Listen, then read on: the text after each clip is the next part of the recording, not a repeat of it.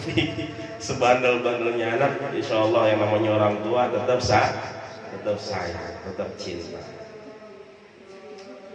Ya, sebandel-bandelnya anak yang namanya orang tua tetap kangen sama anak. Ya, di mana aja pasti kangenin. Tapi nggak tahu anaknya kangen apa enggak.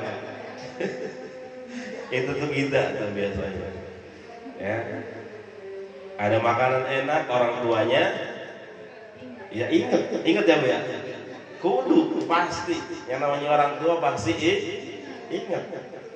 Tapi terkadang kita anak orang ya orang ingat boro-boro ya kita makan baik ya kita nggak tahu orang tua kita udah makan apa belum ya kadang orang tua kita ada makanan segitu-gitunya ya, ditanya udah makan belum mak ya udah makan belumnya ya udah toh makan aja semua udah makan ya, padahal belum makan subhanallah ya supaya apa supaya kita bisa makan ya, subhanallah ya mudah-mudahan ya orang tuanya masih ada ya mudah-mudahan kita bisa lebih berbakti kepada kedua orang tua yang udah nggak ada ya kita terus ya sedekah kita terus ya doain kedua orang tua kita mudah-mudahan menjadi ahli surga ya Allah subhanahu wa ta'ala.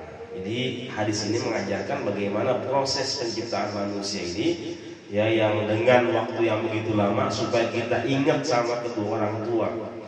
Ya makanya tadi kalau Allah mau ciptain kita sebulan jadi gampang.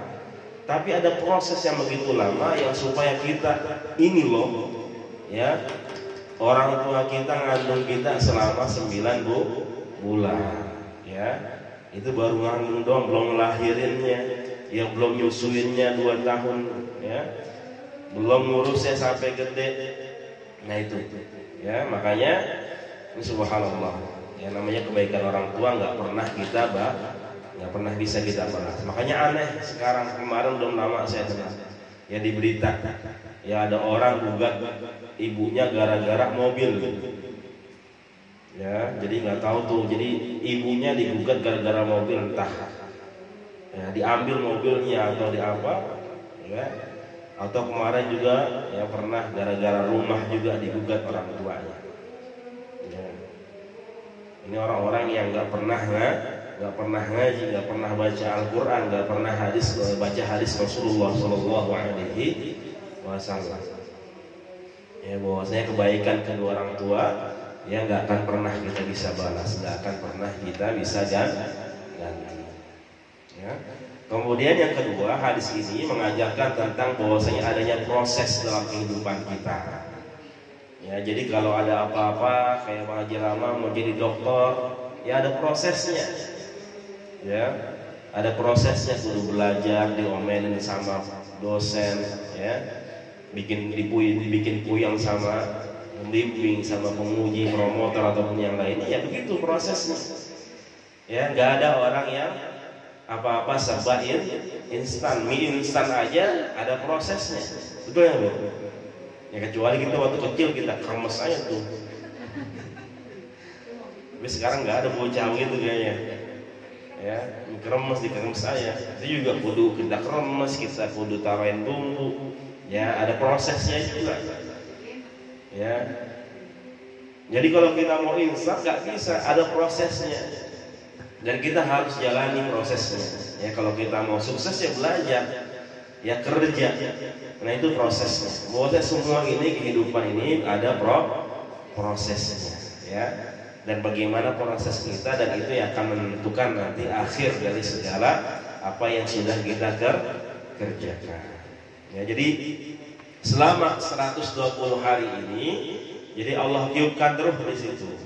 Makanya para ilmuwan yang meneliti ternyata memang benar.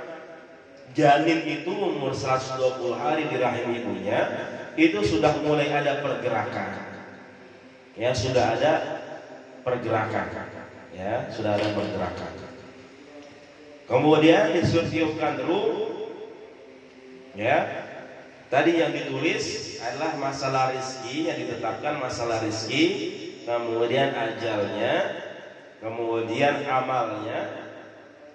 Ya. Kemudian yang keempat, apakah termasuk orang yang beruntung? ya, orang yang bahagia atau orang yang sengsara. Ya. Jadi bahwasanya bagaimana Allah Subhanahu wa taala telah tetapkan, ya, Allah tiupkan. Jadi di dalam diri kita ada yang namanya ruh. Apa itu ruh? Apa namanya ruh?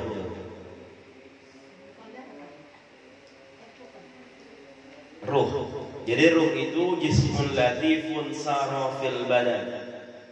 Ya, mustabikun bihi ishtibakil ma'i bil 'udil akhdar. Jadi ruh itu apa seperti jiwa yang lembut lah, yang memang ada dalam diri kita, ya, jiwa yang lembut, ya, yang berada, yang memang terdapat dalam diri kita tadi ketika